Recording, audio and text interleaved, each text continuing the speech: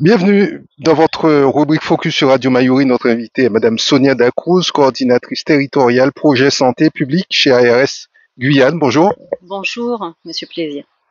Vous avez organisé du 10 au 12 septembre les assises santé mentale et psychiatrie à l'hôtel Mercure à Cayenne. Qu'en est-il ressorti? Quel est le bilan? Écoutez, déjà, c'est un événement inédit, si je peux me permettre de le dire, effectivement, et puis assez précurseur au niveau national, puisqu'on n'est que la deuxième région au niveau national à avoir proposé sous ce format vraiment d'envergure, avec l'intervention d'invités nationaux, internationaux, d'experts guyanais, mais de croiser effectivement aussi nos regards avec d'autres experts en fonction des thématiques. Donc c'est un premier événement, et puis effectivement, on a été un peu dépassé par notre succès, puisque malheureusement, il y a plus de 150 personnes qui n'ont pas pu participer, qui s'étaient inscrits ou souhaitaient s'inscrire. Donc en tout cas, vraiment à première vue tout de suite, en tout cas un réel succès et des retombées effectivement imminentes, puisqu'on avait la présence du délégué ministériel à la santé mentale et à la psychiatrie et le directeur général de l'ARS, évidemment précurseur de cet événement. Donc il y a des annonces qui ont d'ores et déjà été faites. Une assise axée principalement sur l'enfance et la jeunesse? Oui, tout à fait. Alors ça, c'était une demande forte des acteurs, puisqu'en fait, les acteurs depuis 2021 se réunissent autour d'une feuille de route, donc le projet territorial de santé mentale Guyane, qui est une feuille de route qu'il y a dans toutes les régions, au niveau national, pour effectivement coordonner un petit peu les initiatives autour de la santé mentale et de la psychiatrie en région. Et en Guyane, les acteurs avaient tout de suite fait part de cette volonté de poser comme préalable essentiel donc le public de la jeunesse et des enfants, même si le décret stipule différents publics. Nous, on a insisté pour effectivement que ce soit le public prioritaire en Guyane. Le suicide était au cœur des débats. Oui, effectivement, malheureusement, puisqu'on nous a demandé beaucoup de chiffres, donc c'était très intéressant. Il y avait l'Observatoire régional du suicide, donc notamment le Centre ressources prévention suicide, le CRPS, connu sous le nom de CRPS, qui effectivement faisait état en 2022, effectivement, de 56% des tentatives de suicide concernent des jeunes de moins de 25 ans en Guyane. Donc effectivement, c'est alarmant. Alors ça suit un petit peu de toute façon, malheureusement, la tendance des publics, donc les femmes et les jeunes, ça suit la tendance nationale. Ce sont les publics les plus touchés. Mais c'est vrai qu'en Guyane, il y a une attention particulière. C'est vrai que les taux sont bien supérieurs encore, donc il faut vraiment se poser ces questions et mettre en place une offre de soins et d'accompagnement adaptée pour éviter effectivement d'arriver à ces problématiques. Alors, vous avez permis à différents professionnels de se rencontrer, de pouvoir échanger sur ces thèmes. Ça a été long à organiser? Oui, c'était effectivement un petit peu fastidieux, mais c'est vrai que le directeur général voulait absolument, il nous a donné des délais assez courts d'ailleurs, mais effectivement, vu l'engouement des dernières éditions des semaines d'information sur la santé mentale, 2-3 ans consécutifs, on a vu vraiment un engouement et surtout un besoin des acteurs de se coordonner. Il y a un problème de lisibilité des dispositifs en Guyane et l'objectif de ces assises, c'était bien de répondre aux besoins d'échange, d'expertise et de pratique des professionnels et de permettre une meilleure lisibilité, puisque la santé mentale, c'est très transversal et on avait des acteurs aussi bien des domaines sanitaires que médico-sociaux, que les services déconcentrés de l'État, les associations, les médecins libéraux, le privé et le public. Donc c'est vrai que c'est vraiment important de se mettre tous autour de la table pour améliorer effectivement la lisibilité, même pour les usagers principalement. Parmi les thèmes abordés, bien évidemment, les violences.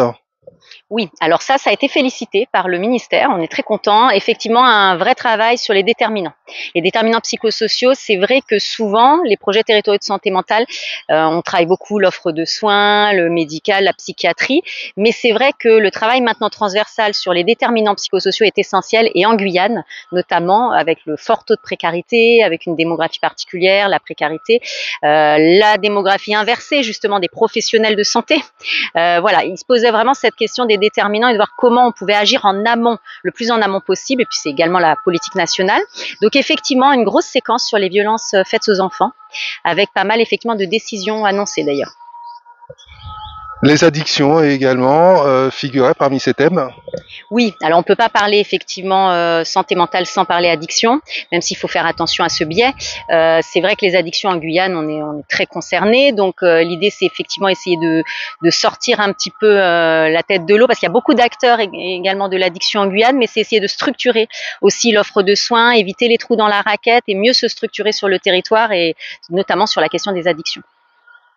Et puis bien évidemment, la prévention, on dirait que ça coule de source. Oui, ça coule de source, mais c'est pas toujours évident. Donc là, l'idée, c'est effectivement, et puis de travailler aussi avec des acteurs auxquels on ne pensait pas toujours, mais notamment les contrats locaux de santé, c'est-à-dire les mairies, les collectivités, la collectivité territoriale bien sûr, mais également plus proche de la population. Donc on a beaucoup d'acteurs de terrain et les mairies, à mon avis, sont un vrai levier aujourd'hui avec leurs contrats locaux de santé, qui peuvent également s'organiser en contrats locaux de santé mentale par la suite, qui peuvent sur l'action prévention, à mon avis, avoir de belles retombées. Enfin, c'est vraiment un levier très important à mon avis. Alors, on apprend que le taux de suicide en métropole est de 35,73%, alors qu'en Guyane, il est de 56,16% selon les données recueillies en 2022-2023. L'écart est quand même assez important. Alors, les taux, c'est pas exactement ça. Il n'y a pas un écart si important.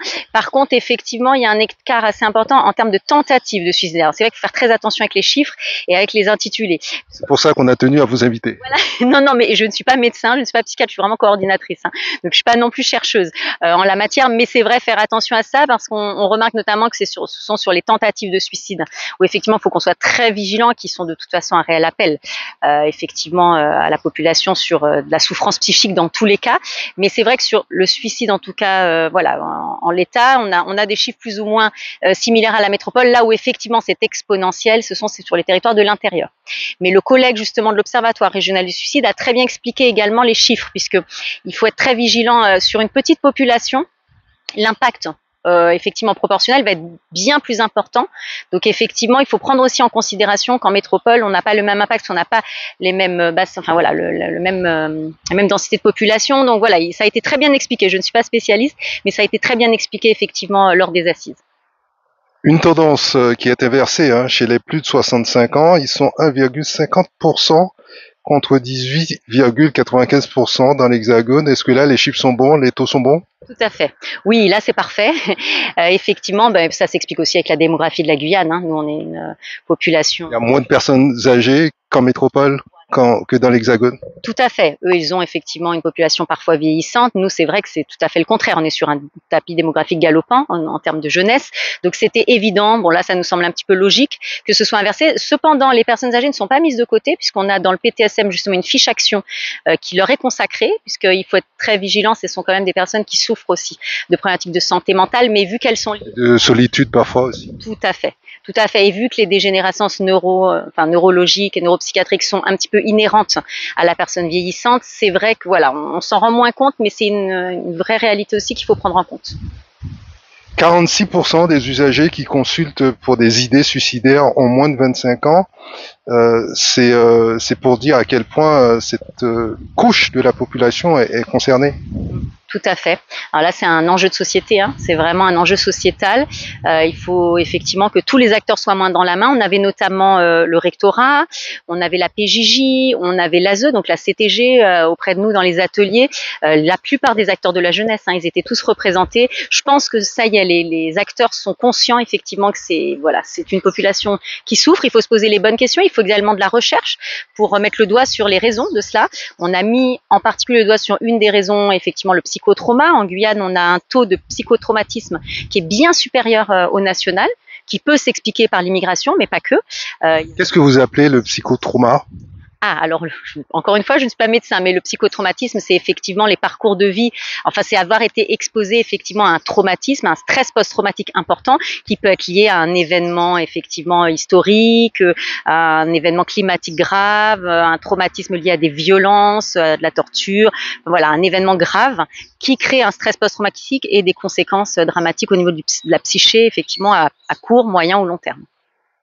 Et chez les moins de 25 ans, vous avez voulu affiner un peu et on y apprend ainsi que 1/3 des suicidants sont âgés de moins de 15 ans. Oui, et ça aussi, ça pose question. Ça pose question, même en tant que parent, même en tant que citoyen lambda, on peut se demander mais comment on peut même penser à ça, penser à la mort ou ne plus réussir à vivre à un âge si jeune.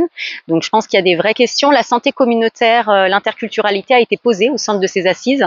Je pense qu'il faut vraiment donner la parole à tous les Guyanais parce qu'il y a vraiment une approche de la santé mentale qui est vraiment culturelle, on s'en est rendu compte.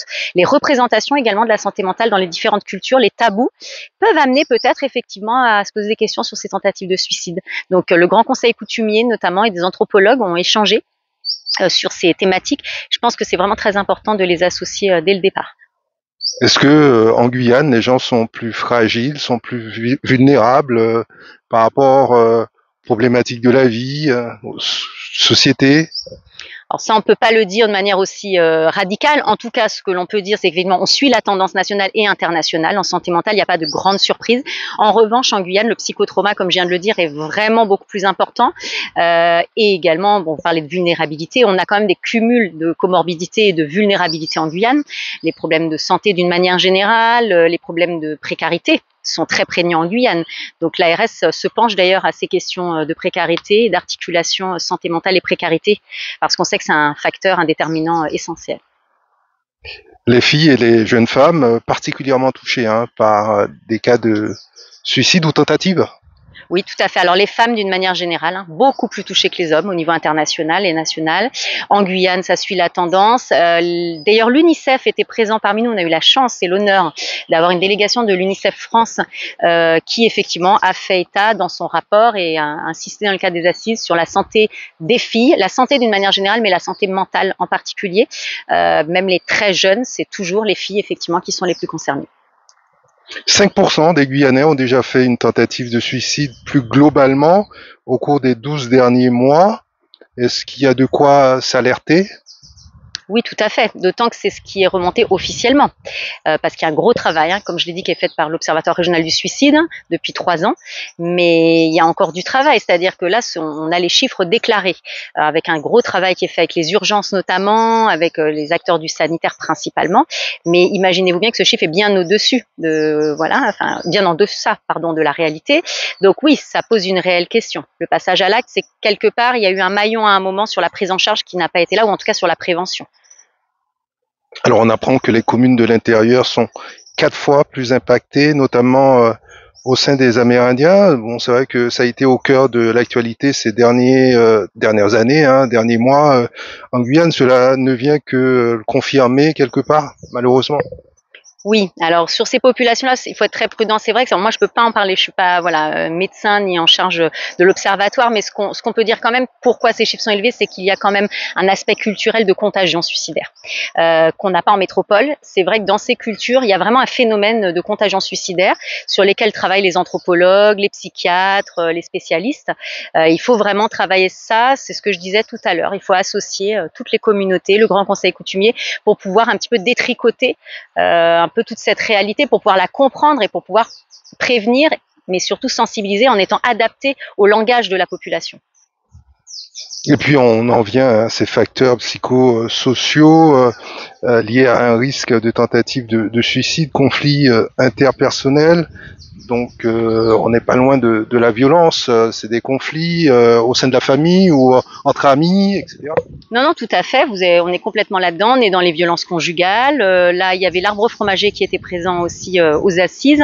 Il y a un programme expérimental qui a été inauguré justement avec l'ARS, soutenu par l'ARS à l'arbre fromager, sur les enfants co-victimes de violences conjugales. Parce qu'il y a un taux très important d'enfants qui sont effectivement avec on parlait du psychotrauma tout à l'heure, c'est du psychotraumatisme de l'enfant, et on a tendance à prendre en charge les femmes victimes de violences, à beaucoup en parler, il y a des choses pour elles maintenant, enfin, le national se mobilise, mais on oublie les enfants. Et un enfant qui grandit dans ce foyer, même quand les mamans disent il n'était pas présent, il était dans sa chambre, enfin, on sait très bien que c'est faux, et on retrouve effectivement des enfants dans des situations psychiques catastrophiques, donc c'est vrai que c'est un point de vigilance. La dépression qui peut concerner aussi bien les jeunes, les individus jeunes que adultes. Oui, alors la dépression, c'est vraiment le sujet de tous les jours. C'est très à la mode, entre guillemets, malheureusement. Il faut qu'on lève le tabou. Je pense qu'il faut vraiment lever le tabou dans toutes les sociétés, en Guyane en particulier. La dépression, c'est très tabou, même si c'est plus accepté. On l'a regardé dans les derniers chiffres sur les représentations, sur l'étude santé mentale en population générale qui avait été réalisée sur la CACL. On peut accepter de quelqu'un qui soit en dépression, de quelqu'un qui, voilà, dès qu'on parle de troubles bipolaires, de schizophrénie, c'est beaucoup plus dur pour les familles. Un dépressif, voilà, il est considéré moins violent, moins dangereux. Enfin voilà, il y a toute une idée reçue, il y a des idées reçues qu'il faut effectivement casser. Mais la dépression, voilà, maintenant c'est un petit peu dans le langage commun, mais il faut vraiment se rendre compte que c'est une maladie et que ça nécessite une prise en charge effectivement pour ne pas s'aggraver. Il n'y a pas très longtemps de cela, un colloque a été organisé à l'Ancre, si je ne m'abuse, où un artiste très connu localement, en l'occurrence Warren, avait apporté son témoignage puisque lui-même il était passé par là. Il dit en être sorti et c'est tant mieux pour lui. Et parlons également de la maltraitance durant l'enfance. Oui, bah ça c'est un des déterminants, voilà, hein, c'est vraiment un fait avéré, mais un des éléments effectivement qui va être déterminant effectivement de la santé mentale de l'enfant plus tard. On sait très bien qu'il faut qu'on agisse sur ce déterminant en priorité. Est-ce qu'on a fait le lien entre les familles monoparentales, bon, qui est un phénomène, on va dire mondial, hein, de plus en plus, mais peut-être plus marqué chez nous, avec des troubles au niveau mental, notamment une fois adulte, une fois devenu plus tard, en fait. Alors, on a beaucoup parlé de la parentalité, en effet.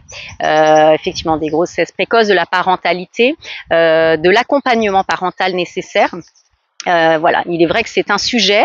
On n'en a pas parlé effectivement dans les ateliers, voilà, pour l'instant, mais c'est vrai qu'il y a eu dans la plénière effectivement tout un débat sur la prise en charge. On a parlé des 1000 premiers jours notamment, qui est effectivement une feuille de route nationale pour mieux accompagner les jeunes parents. Mais c'est sûr que les familles monoparentales en Guyane, il faut se poser la réelle question, puisqu'on vient de dire que c'est les femmes qui sont le plus touchées par les troubles psychiques. Elles se retrouvent également davantage en difficulté quand elles sont seules, c'est évident. Donc il faut effectivement croiser un petit peu toutes ces réalités.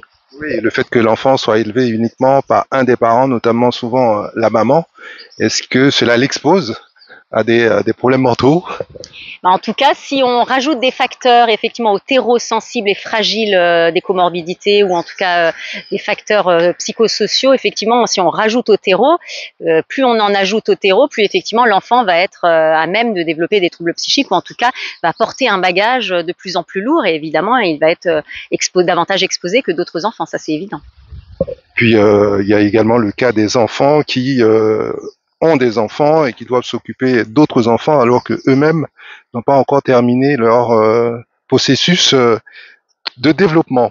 Et enfin, la dépendance à l'alcool, 30%, c'est beaucoup, hein, 30%.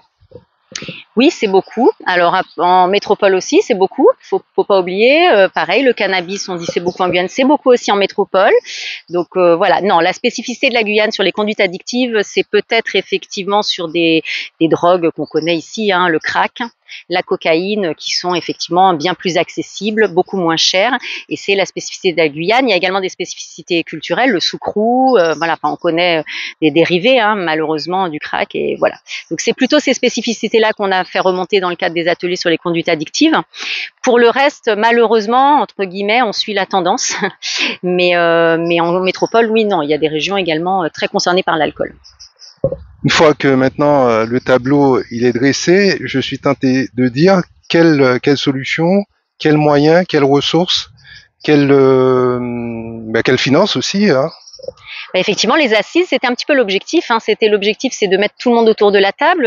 Vous savez peut-être qu'il y a eu une conférence des financeurs en amont de ces assises, en fait. Le directeur général a demandé effectivement à tous les financeurs potentiels de se mettre autour de la table, puisqu'on sait que maintenant, c'est très interministériel. Hein. La santé mentale, c'est le harcèlement au niveau du rectorat, c'est les compétences psychosociales au niveau du rectorat de la PJJ. C'est voilà, c'est vraiment très très large. Donc tout le monde s'est assis autour de la table et pour voir un petit peu comment on pouvait penser une mobilisation des financements, mais les assises nous ont permis aussi surtout de communiquer avec le national, des besoins de la Guyane et des superbes expériences et innovations qu'on peut faire en Guyane, mais que ça nécessite des financements. Et on a bien passé le message du manque de moyens humains, qui là est davantage structurel, hein, malheureusement. On le connaît avec l'hôpital, hein, le nombre de postes de psychologues et de psychiatres. Voilà, il y avait les collègues de l'Ouest qui se présentaient à nous en introduisant la plénière par voilà, vous avez les 2 seuls pédopsychiatres de l'Ouest devant vous, de tout l'Ouest guyanais qui interviennent également sur le Maroni. Donc voilà, ça pose cette question-là aussi. Et là, pour le coup, ce sont des réponses bien plus structurelles ou politiques qu'il faudra apporter. Mais en tout cas, le directeur général de l'ARS et le ministère, le délégué ministériel, santé mentale et psychiatrie, se sont exprimés sur cette mobilisation de financement qui sera apportée effectivement pour répondre en partie aux demandes des acteurs qui ont travaillé. Quelques annonces officielles ont été faites, notamment sur les violences faites aux enfants. La question d'un observatoire, par exemple, des violences faites aux enfants, parce que nous n'avons pas de données aujourd'hui. La reconduite également de programmes qui fonctionnent bien, les équipes mobiles qui ont été félicitées par le délégué ministériel. Donc ça sous-entend des financements, bien sûr, une poursuite des financement, voire une augmentation de financement sur des dispositifs porteurs. Donc c'était ça un petit peu l'intérêt aussi pour nous, d'être soutenus par le gouvernement et de porter la parole de la Guyane au national. Ces annonces, à quelle échéance? Est-ce que vous avez une feuille de route? On a une feuille de route, on a un comité de pilotage du projet territorial de santé mentale Guyane avec une quarantaine de membres actifs qui ont été tous identifiés suite à un appel à participation, qui ont un engagement moral envers l'ARS, qui représentent des sous-collectifs, donc des territoires, 5 territoires. Et effectivement, on a des copiles très réguliers qui se tiendront et on a une échéance dans un mois déjà pour travailler sur les 10 points qui ont été énoncés par le délégué ministériel, le directeur général de l'ARS, pour tout de suite demander des financements sur ces recommandations. Merci beaucoup, Madame Sonia Dacouz. Je rappelle que vous êtes coordinatrice territoriale projet santé publique chez ARS Guyane. Merci. Merci beaucoup, Monsieur Plaisir.